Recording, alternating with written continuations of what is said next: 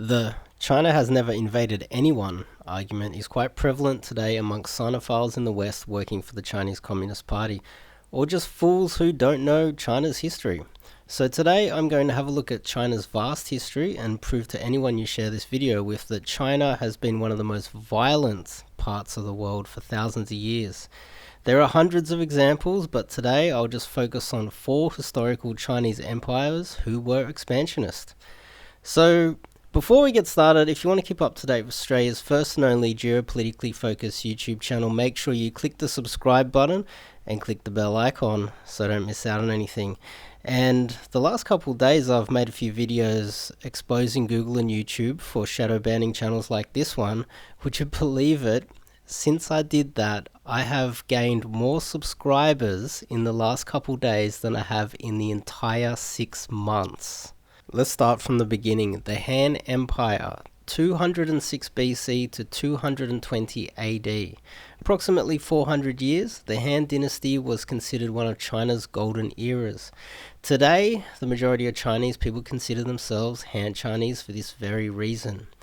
The population was approximately only 57 million. The religion was Taoism until they expanded west and started trading with the Parthian Empire, which is now modern Iran, which was, in fact, Buddhist, not Muslim like they are today. The Han could not conquer Iran, so they traded with them and allowed the Parthian missionaries to spread Buddhism throughout ancient China. The Han dynasty expanded into northwest, into the Gobi Desert, the Tarim Basin, and onto modern Xinjiang, modern Yunnan, Henan.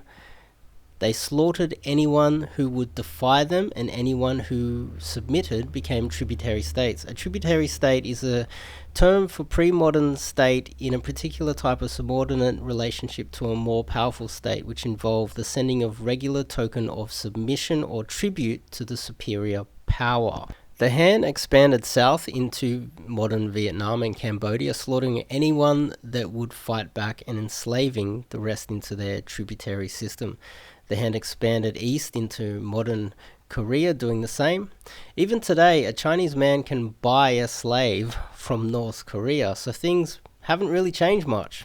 Also, the poor Koreans have never had a golden era because of this Chinese oppression. Only since 1950 has South Korea become rich, and that is only due to the Americans. The Han invaded Outer Mongolia, raped and slaughtered their way through Mongolia, the same way they did every other state they conquered.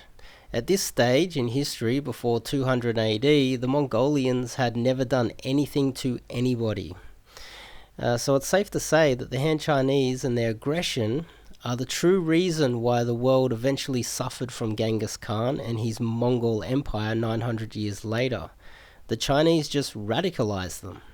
Then China declined, like it has throughout history, into what we call the Three Kingdoms, 220 to 280 AD. That was the end of the Han Empire.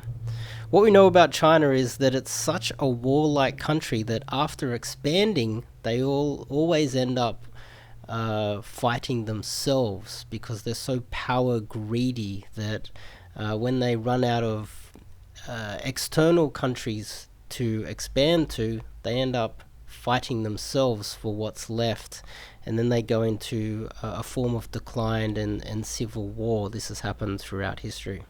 The second time in history China expanded was between 618 and 907. This was the Tang dynasty, a population which reached about 80 million. By the 800s, the Tang dynasty started to persecute the Buddhists, while Christianity and Taoism grew.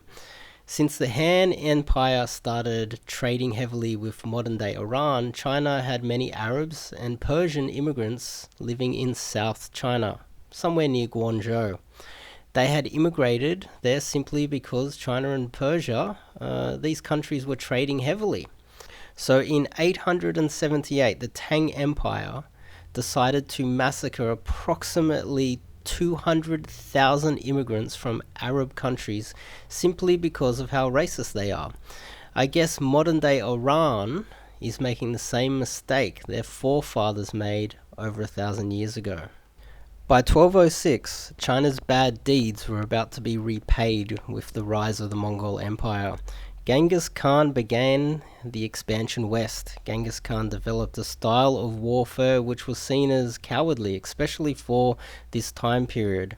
His military was entirely made of horses, commonly known as the Horde. They were all archers on horseback. Genghis Khan's style was to ride towards the enemy, fire their arrows at the enemy, then ride away to safety and repeat until the enemy was weakened enough to finish them off. The Mongols were famous for raping, pillaging, burning villages alive, ultimately leaving destruction behind them.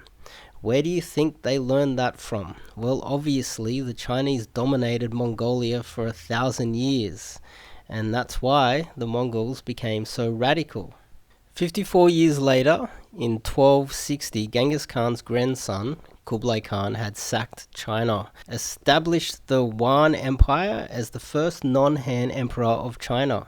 Then, with the help of the Chinese people, he built an enormous navy which was used to invade every Asian country in order to create tributary states.